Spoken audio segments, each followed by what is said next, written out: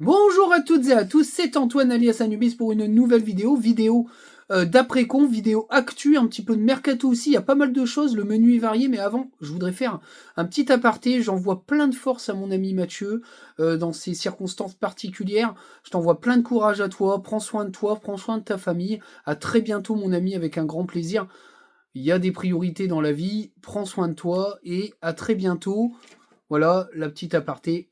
Salut l'ami. Allez, on passe à la vidéo, c'est parti. Du coup, on va parler donc de cette conférence de presse où il n'y a pas grand-chose. Hein. On a juste le retour de Sotoko de sa suspension. Aguilar est blessé et suspendu, donc il ne sera pas là.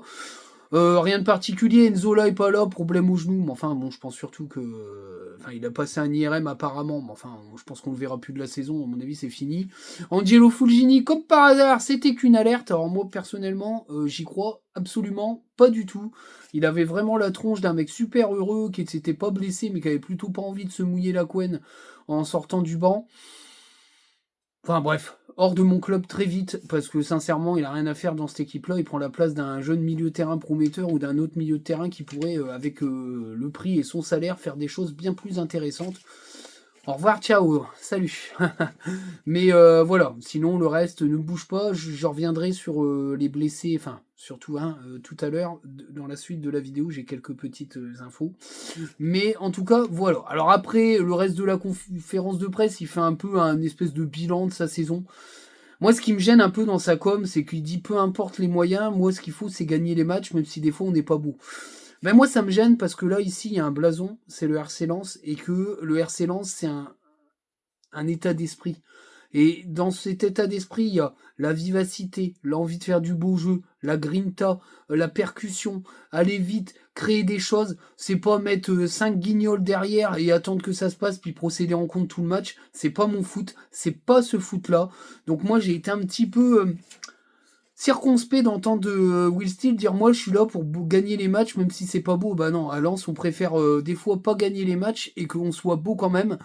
Francaise faisait ça, on a perdu des matchs en étant fringant, en mettant des belles choses en place. Moi, être merdique et gagner 1-0 ou 2-1, moi ça me fait chier, quoi, parce qu'on va se faire chier toute la saison. Et à Lens, on n'est pas comme ça. Donc j'ai un peu de mal avec ce discours.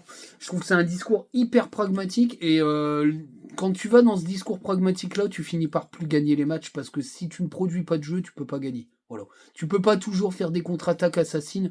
Ça dure qu'un temps, ça marche qu'un temps. Parce qu'après, les équipes finissent par moins jouer et moins s'ouvrir. Et tu n'enchaînes, tu gagnes plus de points et t'es merdique. Donc voilà, je suis assez circonspect. Alors bien sûr, il se projette sur la saison prochaine. Francaise le faisait aussi. Hein. C'est pour ça que moi je reste vraiment neutre là-dessus. J'attends de voir comment ça va se passer. Il y a deux scénars, hein, soit il s'en va, soit il reste. Mais en tout cas, voilà, c'est le foot, c'est le monde du foot. Vous pouvez être là le lundi, et le mercredi, vous avez fait vos bagages, vous êtes ailleurs. Donc voilà, la projection, ça donne aucun signe sur le fait qu'il sera là ou pas. On verra bien comment ça va se passer. Surtout que je vais revenir un peu sur des trucs que j'ai appris et qui voilà, qui plaide pas trop en sa faveur non plus par rapport à son management qui est catastrophique. Il en parle très peu, d'ailleurs la seule fois où il en a parlé c'est pour dire tout le monde critique mon management, mais machin. Alors bien sûr, comme il a gagné face à Lyon, il bombe le torse et puis il dit tout le monde nous avait lâché paraît-il, c'est pas vrai, machin. Il y avait surtout tellement eu de shitstorm et de critiques sur cette équipe pour le non-match face à Auxerre qu'il y avait obligatoirement une réaction attendue face à Lyon. Maintenant, on a été très solide défensivement parce qu'il a aligné la meilleure défense possible, même si à droite, comment dire, Grady Pouilly, c'était très faible pour moi. Mais, euh, mais sincèrement, ouais, il y a des choses, c'est un peu compliqué, quoi. Et donc voilà, c'est pour moi pas super évident à comprendre et je suis pas voilà, je suis pas fanat de ça quoi. Je suis pas fanat de ça. Alors il a été évoqué aussi lors de la conférence de presse l'affaire Lyon puisque Lyon pour ceux qui suivent pas, l'UEFA est en train de tracter avec Lyon pour leur faire une sanction, alors sanction qui serait d'environ 10 à 15 millions d'euros de pénalité.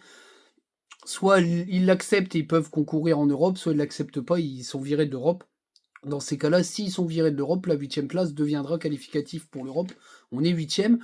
Bon, Will Steele n'a pas voulu se lancer là-dedans, mais voilà, il avait l'air de dire on va tout faire pour être huitième. Maintenant, alors il y a deux choses. La première chose, c'est faut voir faut voir le contexte. Lyon, s'ils payent l'amende, ils vont en Europa League s'ils sont 7e. Hein. Faut savoir que... Enfin, ils vont en Europa League s'ils sont 6e. Hein, parce que du coup, ils sont 7e là. Ouais, ils sont 7e. Donc là, si Paris gagne la Coupe de France, Lyon irait en barrage de Conference League. Faut savoir que la Conference League, je sais plus les phases finales, si tu vas jusqu'aux phases finales de la Conference League, c'est environ 10 à 15 millions d'euros de gains. Faut quand même comprendre que si tu payes 15 millions d'euros d'amende pour faire 15 millions d'euros grand maximum de gains, ça sert à rien. Donc je suis pas certain que les Lyonnais aillent là-dessus, parce que j'ai vu ça passer sur les réseaux, puis j'ai regardé un petit peu, c'est à peu près ça. Voilà, alors après Lyon, ils ont encore 2 matchs, mais tout le monde a gagné, donc c'est un petit peu compliqué pour eux. La défaite face à Lens fait beaucoup de mal, ils ont un calendrier quand même assez hardcore. Maintenant, tout est possible encore pour les Lyonnais, mais ça va dépendre de leur place. S'ils restent 7e ou 6e, je suis pas certain qu'ils acceptent de payer la note. Par contre, moi je vous le dis, ça c'est moi qui le pense, je suis pas certain qu'une qualification en barrage d'Euro de Conference League soit une bonne chose pour le club. Parce qu'on là, on sort d'une année de transition où les choses sont pas encore claires, t'as pas encore viré tous les joueurs qui doivent être virés, clairement. C'est très compliqué. Moi, je reste persuadé que des barrages de Conference League, c'est un cadeau empoisonné quand t'es pas à jour au niveau effectif et que t'es pas sûr de comment va se goupiller ton mercato financièrement. Voilà. Je suis sceptique. Moi, personnellement, je suis sceptique. Je me dirais que non-qualification européenne, il y a beaucoup de fluctuations de lumière, je suis désolé, mais c'est mois de mai nuageux, donc ça va beaucoup bouger, je suis désolé. Petit aparté. Mais je suis pas. Voilà. Je préférerais limite qu'on n'aille pas en Europe puis qu'on part sur un nouveau cycle avec une saison tranquille que d'aller se taper un barrage qui, déjà en termes d'influx nerveux, de fatigue supplémentaire, d'effectifs, va faire du stress à la direction parce que du coup, il va falloir recruter assez vite pour être performant pour les barrages. Tu perds les barrages, ça a quand même mis un petit coup à l'effectif, faut quand même le dire. Ça a mis un coup aussi au moral de Will Steele qui s'attendait peut-être à une saison européenne en plus du championnat. Je suis pas certain qu'on s'en serait sorti vivant parce que vu la gueule de l'effectif, c'était un peu compliqué. Bon, c'était peut-être un mal pour un bien, mais voilà, je suis pas convaincu. Maintenant, jouer l'Europe, c'est toujours sympa, mais les barrages, c'est pas l'Europe, c'est qu'une partie de l'Europe. Même si l'année dernière, j'avais un peu ce discours-là de dire on est quand même européen. Avec le recul, je trouve que les barrages, c'est pas l'Europe. L'Europe, c'est quand t'es en phase de saison régulière, en phase de ligue. Les barrages, c'est une accessibilité. C'est une cartouche pour aller en Europe, mais t'es pas encore en Europe.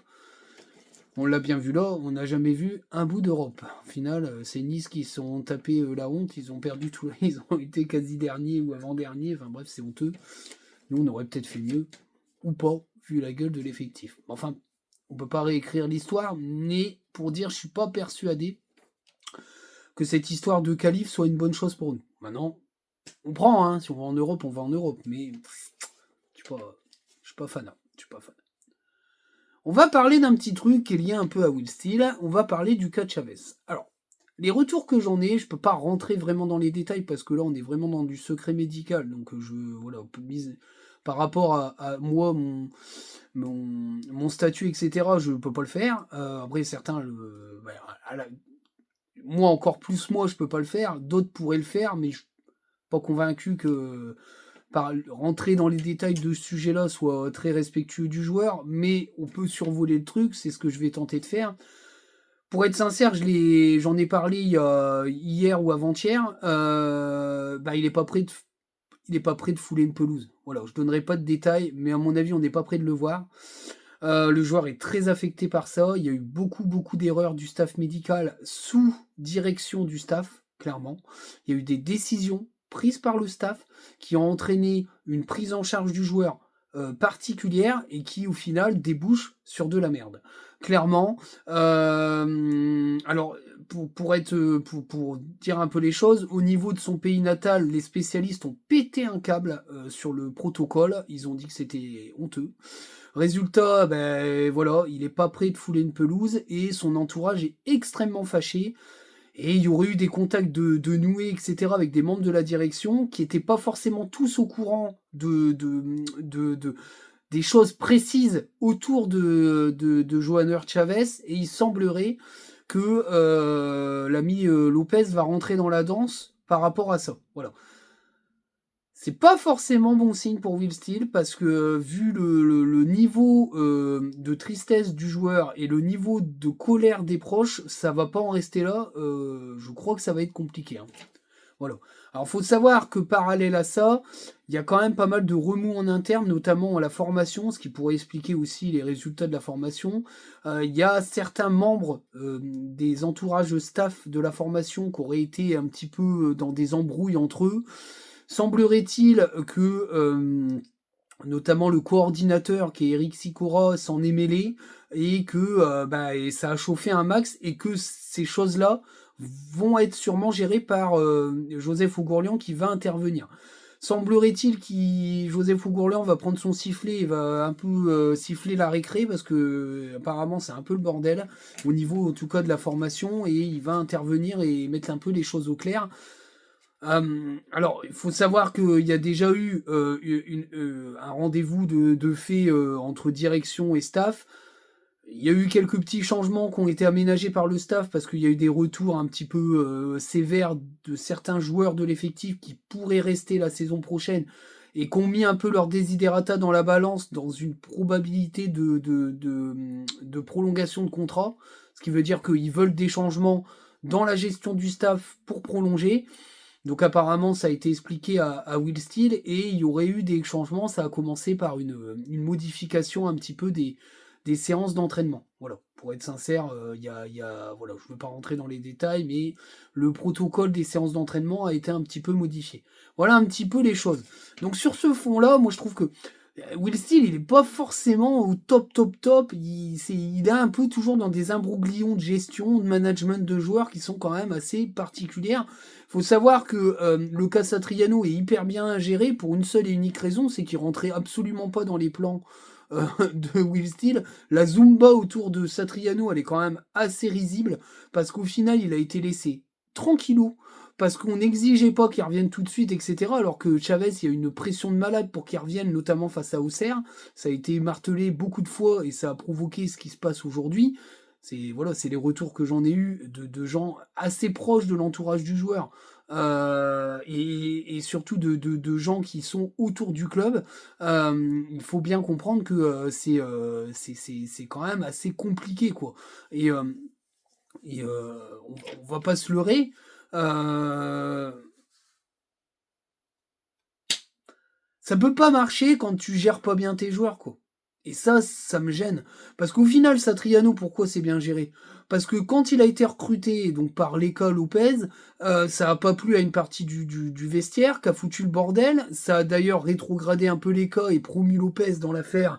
Leka est revenu par la fenêtre. Aujourd'hui, il fait plein de publis, etc. Il se met vraiment en avant parce qu'il est revenu dans le game. Et il a bien raison parce que franchement, c'est injuste ce qui s'est passé. Et en plus, ses idées de recrutement étaient très intéressantes. Et au final, Satriano se blesse rapidement, ça enlève une épine du pied de Will Steele, faut quand même le dire. Je n'ai pas dit qu'ils étaient réjouis, c'est pas ce que je dis. C'est que c'était problématique par rapport à certains cadres qui pétaient un plomb parce qu'ils avaient de la concurrence et trop de concurrence. Et puis au final, il a laissé le joueur revenir, mais à pas de velours, quoi. Je suis sûr qu'il comptait sur lui. Il aurait fait accélérer le protocole pour qu'il revienne beaucoup plus tôt. D'ailleurs, ça a été.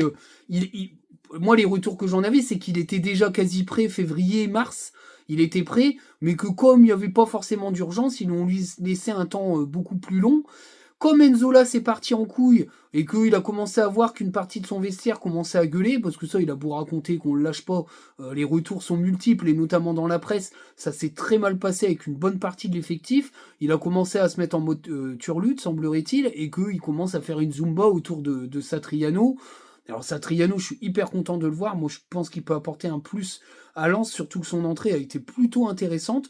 Mais clairement, voilà, là, le management est très compliqué et le cas de Chavez est symbolique de ça, quoi. Donc je suis assez, voilà, assez sceptique là-dessus. C'est compliqué, voilà. Après, on verra ce que donnera Will Steele la saison prochaine avec un mercato estival complet. Mais voilà. Alors du coup. On va faire tout de suite une embardée sur la saison prochaine. Les infos un petit peu groupe, c'est que Machado, Aguilar notamment, enfin Machado, Thomasson et El Ainaoui aurait des propositions de prolongation. Aguilar, je sais pas, apparemment ça serait sur la table aussi. Moi personnellement, Machado, c'est yes, yes, yes, yes. Je suis d'ailleurs très étonné qu'aucun club un peu plus huppé se penche sur lui. On verra bien, j'espère qu'il va signer. Et là, Inaoui, je vais être franc avec vous. Pour moi, il attend une proposition. Dès qu'il aura une proposition d'un club européen, il va se barrer. Moi, c'est une absolue certitude. Je le vois pas prolonger. S'il prolonge, c'est qu'il a pas de, il a pas de solution. Voilà. Alors le seul truc qui pourrait être un peu gênant pour lui, c'est son genou, puisqu'il a quand même, il y a un genou qui est quand même fragile, qui est beaucoup de fois strappé. Il y a beaucoup de straps de sécurité au niveau de son genou, parce que les énormes straps que j'ai vus, je pense que c'est plutôt pour maintenir le genou et sécuriser le joueur mentalement. Mais je pense que son stress, ça doit être beaucoup la visite médicale. Et je pense que les clubs qui vont s'y intéresser vont demander des analyses de son genou au millimètre près. Ça pourrait faire planter, capoter, mais en tout cas, moi, tout ce que je sais, c'est que l'entourage du joueur fait tout pour essayer de le caser quelque part où il y a l'Europe. Voilà. Moi, j'y crois moyen une prolongation. Si c'est une prolongation, c'est parce qu'il n'a pas trouvé. Voilà. Moi, j'en suis persuadé. Pour ce qui est de Thomasson, bah, Thomasson est dans la réflexion, c'est logique. Parce que, sincèrement, si c'est pour refaire une saison où il va virer à la première occasion parce qu'il est, il est suspendu, je pense que ça lui a pas plu du tout. Je pense qu'il attend un appel du pied d'un autre club. Euh, Beaucoup de monde parle du PFC qui pourrait se plancher sur lui. Moi, je suis Thomasson, j'y vais. Hein. Mais voilà, je pense qu'il est très intelligent et qu'il prendra son temps pour prolonger parce que je pense qu'il va attendre de voir quel club lui propose quel projet. C'est un mec très intelligent, Thomasson, et il a fait une saison plus que correcte, voire même une bonne saison, clairement. Même si là, il est un petit peu plus redescendu en gamme, ça reste quand même une bonne saison de sa part. Je pense qu'il a le temps de voir et ça va pas être le premier à prolonger. Après, je peux me tromper, hein, ça tombe, je vais dire ça, demain il prolonge, mais je pense qu'il va prendre son temps, surtout qu'il l'a communiqué, donc voilà. Aguilar, moi je suis moins chaud. Ou alors ils font un concurrent direct, parce que Aguilar, le problème c'est qu'il est fragile, de l'épaule et même musculairement, il est plus tout jeune, fait pas non plus des matchs mirobolants en piston, moins déjà épais par sa prolongation. Il a fait un appel du pied au club. Est-ce que le club va le faire parce qu'ils se disent qu'ils vont avoir du mal à le vendre, donc autant le prolonger et puis lisser son salaire, c'est possible. En tout cas, voilà un petit peu pour les prolongations. Il n'y a pas Fulgini, il n'y a pas Sotoka, il n'y a pas Saïd. Si ces trois-là s'en vont, on y verra déjà plus clair. Voilà. J'espère que c'est Sénard qui se projette, parce que s'il y en a un des trois qui prolonge, je pleure. Mais en tout cas, moi, j'aimerais bien les voir partir. Je pense qu'ils ont fait leur temps, plus certains que d'autres, mais en tout cas, pour moi, ils sont loin d'être utiles au club dans la continuité des cadres. Il y en a, Grady, Thomasson, il y aurait largement assez, voire même Aguilar, pour entourer un groupe un peu plus jeune. Voilà. Voilà un petit peu pour les dossiers prolongation. Donc on verra un petit peu ce qu'il en est. Ça parle pas d'Andy Diouf. Je pense qu'Andy Diouf, il y a des chances qu'il s'en aille. Medina, Andy Diouf, ça va partir, je pense. Voilà, ça sera les deux grosses ventes avec El Ainaoui s'il y a un club qui met le banquet. Je pense qu'on aura au moins 3 départs.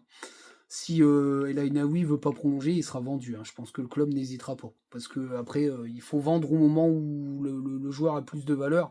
Il fait quand même une saison plus que correcte. El Ainaoui, il est très bien revenu suite à sa blessure. Il a quand même marqué 5 buts, je crois, une passe décisive. C'est quand même propre pour un milieu de terrain défensif. Même si c'est des pénaltys, il a quand même marqué des buts aussi. Moi, je pense sincèrement que voilà, il y a des clubs qui vont se pencher sur lui et qui va pas prolonger. Donc moi, je vois bien 3 départs majeurs qui rapportent des sous. C'est Medina, Andy Diouf et El Ainaoui. Ça laisse quand même un gros chantier au milieu de terrain. Donc voilà. Bon. En tout cas, ça c'est des supputations, hein, je n'ai pas d'infos là-dessus. Par contre, on va passer en mode scouting, parce que j'ai eu pas mal de retours. Alors, il y a eu les voyages dans le monde de notre ami Leka, mais il y a aussi le scouting européen du RC Lens, notamment chez nos amis les Belges. C'est plusieurs retours. Notamment de camarades qui travaillent en Belgique et qui travaillent dans le foot en Belgique et qui donc ont vu des membres des cellules lensoises surveiller plusieurs joueurs, notamment de l'Union Saint-Gilloise, mais pas que. Il y a eu aussi des joueurs d'autres équipes belges qui ont été surveillés. Donc je vais vous donner les noms qui sont revenus. Alors, à chaque fois, il y en a d'autres hein, qui pourraient être observés. Moi, je sais pas s'ils ont observé d'autres joueurs, mais en tout cas, quand j'ai 3 fois le même nom, je considère que c'est chaud. Donc, je vais vous dire un peu les noms qui sont revenus. Alors, le premier, c'est un défenseur. C'est Kochi Machida de l'Union Saint-Gilloise. D'ailleurs, je crois qu'ils ont été voir le dernier match de l'Union Saint-Gilloise, si je dis pas de bêtises. J'ai eu un retour et puis on me l'a confirmé. Je crois que c'était contre Genk. Parce que du coup on m'en a parlé, salut la camarade, et puis du coup j'ai quand même voulu vérifier, et du coup oui on m'a bien dit qu'il y avait des membres de la cellule lensoise qui étaient présents à ce match-là. Donc le premier nom c'est Kochi Machida, alors il n'y a pas de montage les amis, hein, mais c'est pas grave, vous regarderez sur internet. Kochi Machida, 27 ans, japonais, hein. Il est à l'Union Saint-Gilloise, alors c'est un défenseur central gaucher. Alors, sur sa saison régulière, il a fait 25 matchs, donc c'est un titulaire en puissance, hein, c'est d'ailleurs un titulaire tout court. Et sur la phase de playoff, il a joué 6 matchs et il a marqué un but. Sa valeur est d'environ 9 millions d'euros, c'est quand même beaucoup, mais je me dis qu'en joueur premium pour jouer en défense, c'est plutôt intéressant. Faut savoir que on parle beaucoup de joueurs confirmés, ça veut pas dire forcément des joueurs vieux, hein. Ça veut dire des joueurs confirmés. Ça veut dire qu'ils peuvent avoir entre 24 et 28 ans et être des titulaires indiscutables dans leur équipe. Moi, j'appelle ça un joueur confirmé, qui a de l'expérience. C'est-à-dire que c'est un joueur qui a enchaîné 2-3 saisons titulaire dans son club, indéboulonnable. Ça, c'est un joueur confirmé avec de l'expérience. C'est pas forcément un mec de 35 ans. Hein, parce que je vois beaucoup de gens qui disent oh, on va recruter des vieux cadors. Non, non. C'est des joueurs avec de l'expérience du haut niveau et qui sont confirmés parce qu'ils sont restés au haut niveau plusieurs saisons. C'est ça que ça veut dire. Kochida en fait largement partie. Maintenant, il est pas mal observé en Allemagne, si je dis pas de bêtises. Ça va être chaud, mais en tout cas, il a été observé clair, net et précis. Son compagnon de la défense, c'est Mamadou Tchernoubari. Il est sénégalais, lui il est droitier, c'est un très jeune défenseur, hein, il a 20 ans. Alors lui, il a pas joué beaucoup, mais en tout cas, sur les matchs où il a joué, il a été observé. D'après ce qu'on m'a dit, il a dû jouer 2 ou 3 matchs, je crois, si je dis pas de bêtises, et sur ces matchs-là, il a été observé. Apparemment, il y a eu des très bons retours de ce jeune joueur-là sur les phases d'entraînement, etc. Et du coup, les scouts lensois ont voulu le voir lorsqu'ils avaient la certitude qu'il allait jouer ou qu'il était dans le groupe. Connaît pas plus que ça, c'est un grand dadé, hein, assez puissant à suivre. Mais en tout cas, voilà, c'est jeune et prometteur. Par contre, là, ça rentre plus qu'au dans du prospecting. Ensuite, on passe plutôt à des joueurs plutôt offensifs. Toujours à l'Union Saint-Gilloise, j'en ai parlé à plusieurs reprises parce qu'il est suivi depuis un moment, c'est Franjo Ivanovic, le Croate. Aujourd'hui, on est entre 8 et 15 millions d'euros. Hein. Si on arrive à le faire, c'est un miracle et ça sera un joueur premium parce que c'est très fort. 21 ans, bien sûr. Il est croate, attaquant droit, gauche, attaquant central, hyper polyvalent en attaque. Il a fait une saison régulière vraiment intéressante avec 24 matchs joués pour 11 buts et 6 passes décisives. C'est vraiment très bon. Les playoffs, il a fait 7 matchs, il a marqué 3 buts et il a joué en Europa League 10 matchs pour 4 buts. C'est hyper complet, il a fait une très bonne saison avec l'Union Saint-Gilloise, on n'est largement pas les seuls à le suivre, mais en tout cas on est dessus à fond les ballons. Il rentrerait vraiment dans ce qu'on voudrait voir à Lens, joueur jeune, talentueux, confirmé, capable de faire des bonnes choses devant, créateur, passeur, buteur.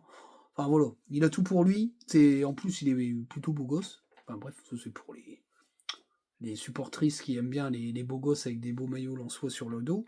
Mais en tout cas voilà, il est surveillé. Alors, son compère de l'attaque est aussi surveillé, Promise David, le Canado-Nigérien. Alors, il joue pour l'équipe nationale du Canada. 23 ans, beaucoup moins cher que un Franjo Ivanovic. Il a été suivi notamment sur les derniers matchs. Lui, pareil, un titulaire, 24 matchs de saison régulière, 11 buts, 4 passes décisives, pareil, capable de faire marquer et de marquer. C'est plutôt intéressant. Coéquipier donc de Jonathan David. Hein. Alors je ne sais pas du tout si c'est la même famille, j'en sais rien.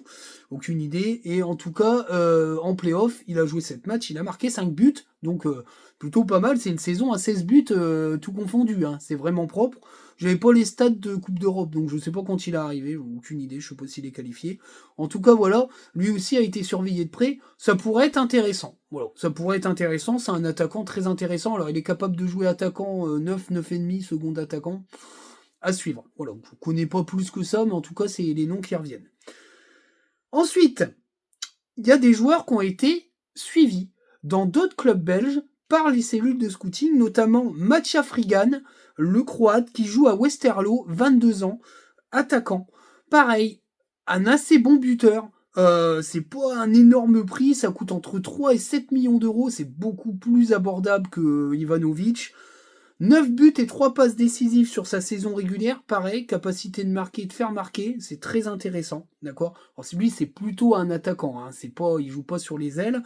En phase de playoff, il a joué, je crois, 7 matchs pour 3 buts et une passe décisive. Donc c'est quelqu'un qui est quand même capable de faire pas mal de choses, titulaire indiscutable à Westerlo.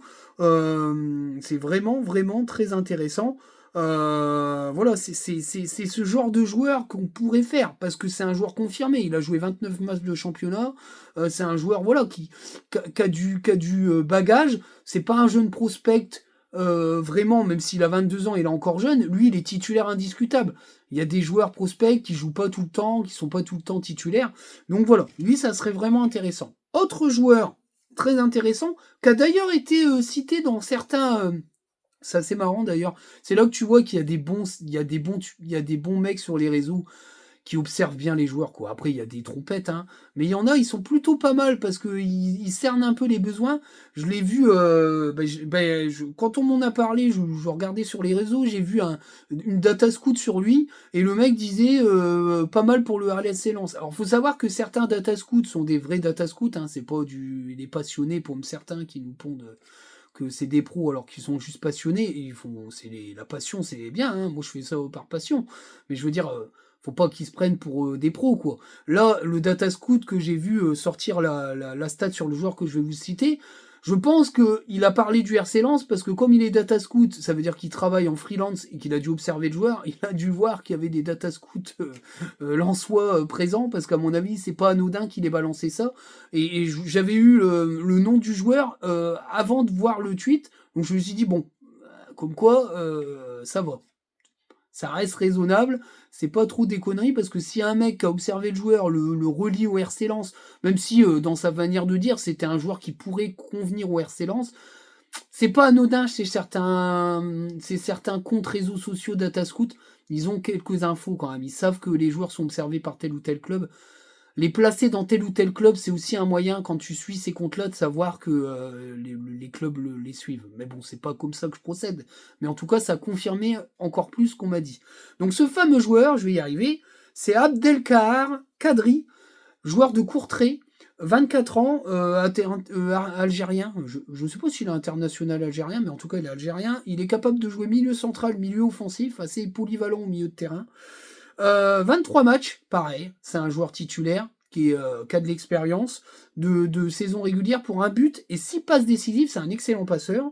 Il a fait les playoffs, il a joué environ 5 matchs pour 3 buts et 3 passes décisives, donc en plus il est capable de marquer.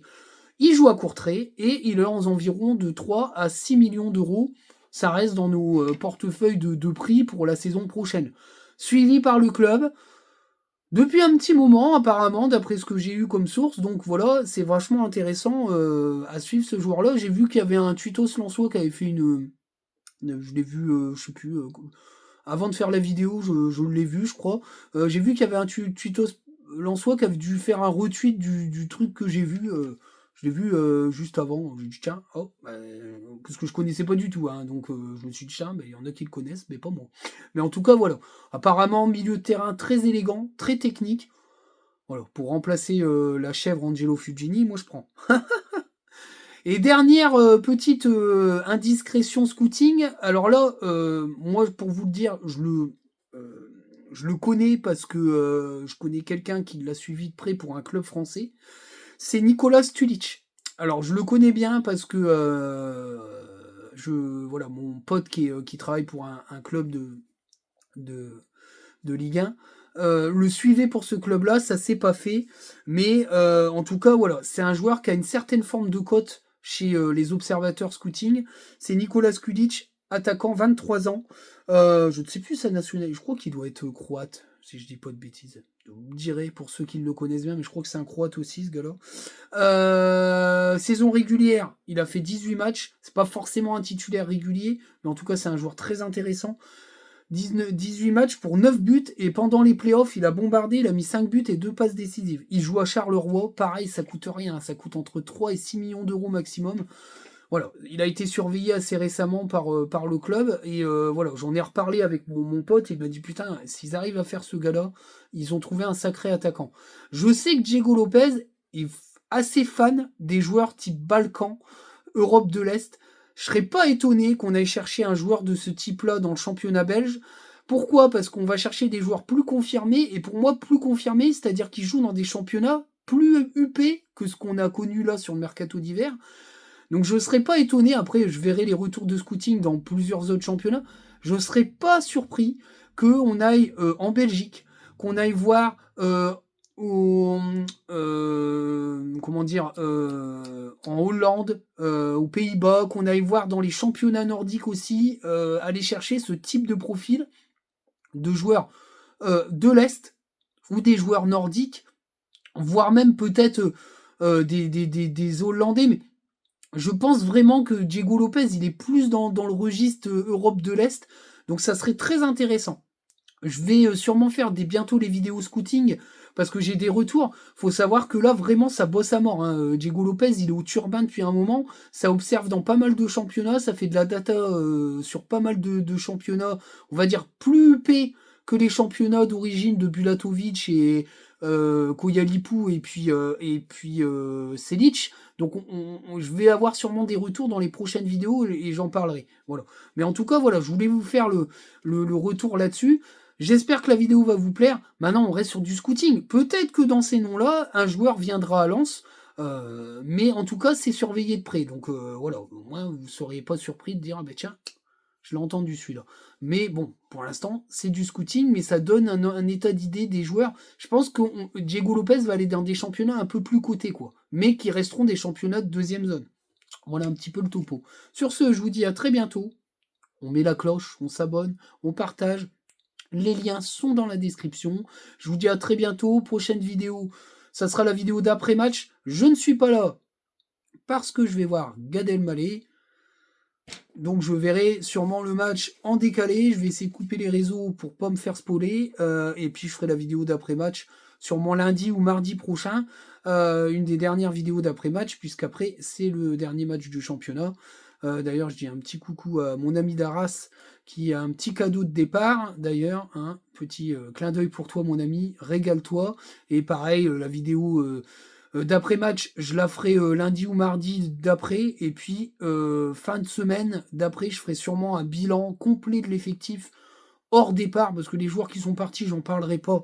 Ça me permettra de prendre moins de temps. Parler de Kuzanov, tout ça, il est plus au club, dans dessous et compagnie. On va parler des joueurs qui ont fini la saison. Et je ferai un bilan joueur par joueur, avis par avis. J'espère que ça vous plaira. Et puis après, on va enchaîner avec du scouting, des infos mercato, des actualités mercato. Vous adorez ça, j'adore ça aussi. Ça me fait passer mon été. Et puis après, c'est reparti pour une nouvelle saison avec vous, avec tous les nouveaux. Merci de votre soutien. Merci de faire progresser la chaîne. Ça fait vraiment plaisir. Je prends beaucoup de plaisir à lire vos commentaires. Beaucoup de trucs positifs. Beaucoup aussi de critiques constructives et positives. Rarement de la shitstorm et des trolls. Enfin, de toute façon, je les vire. Mais en tout cas, voilà. Vous êtes une communauté bienveillante, sympathique, avec qui j'ai beaucoup de plaisir à échanger et à parler. Donc je relance, je reprolonge d'une saison. J'espère que vous reprolongerez avec moi et que vous serez encore plus nombreux la saison prochaine. Sur ce, ciao les amis, bon week-end!